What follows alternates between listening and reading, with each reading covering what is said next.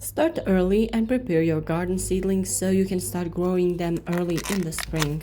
Growing seedlings can be a challenge for many, but it doesn't have to be. Creativity, a little space, and a little attention can take you way far. What you need is equipment. It can be special planting material like plastic or styrofoam containers. And if you're one of those who like to recycle, you can use old bottles, containers, even Ziploc bags and boxes.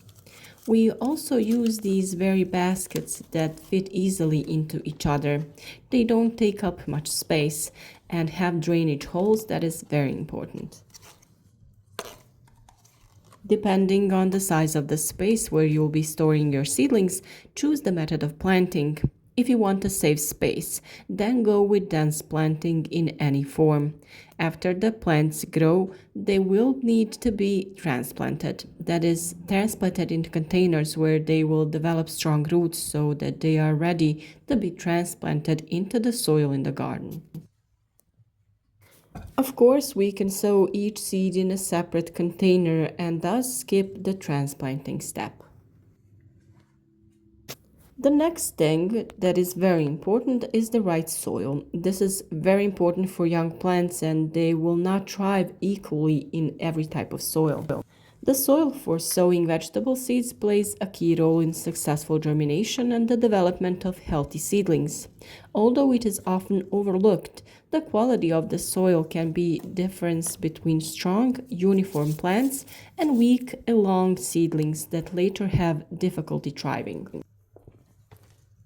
A good soil for sowing must be light, loose, and breathable. Seeds need enough air to germinate, and a compacted and heavy soil makes this impossible.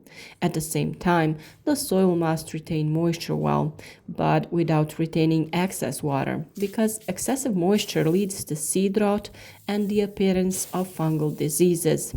This is precisely why it is important that the soil has a good drainage. A soil with a natural to slightly acidic pH value is recommended for sowing between 5.5 and 6.5 because most vegetables germinate best in such conditions. Also, the soil should be as clean as possible, free of weed seeds, pathogens, and pests. This is why purchased soil intended for sowing is often a safer choice than garden soil. When choosing a soil, pay attention to the declaration. It should be clearly indicated that it is intended for sowing and growing seedlings. Avoid soil with too many nutrients because young plants in the initial phase of growth don't need strong nutrition, but a stable and healthy environment for growth. To retain moisture well while the soil remains breathable and doesn't retain water for too long, a balanced composition of several components is best because no material is ideal on its own.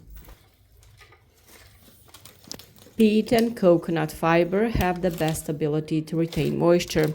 Peat absorbs and retains moisture perfectly, but it can dry out quickly and is then difficult to re-moisten if it dries out completely. On the other hand, coconut fiber is more stable in this regard. It retains moisture more evenly and is easier to re-moisten, so it is an increasingly common choice for sowing.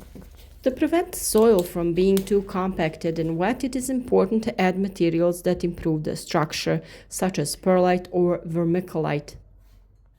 Vermiculite in particular contributes to moisture retention because it absorbs water and slowly releases it to the roots, while perlite ensures air permeability and prevents excess water from remaining around the seed.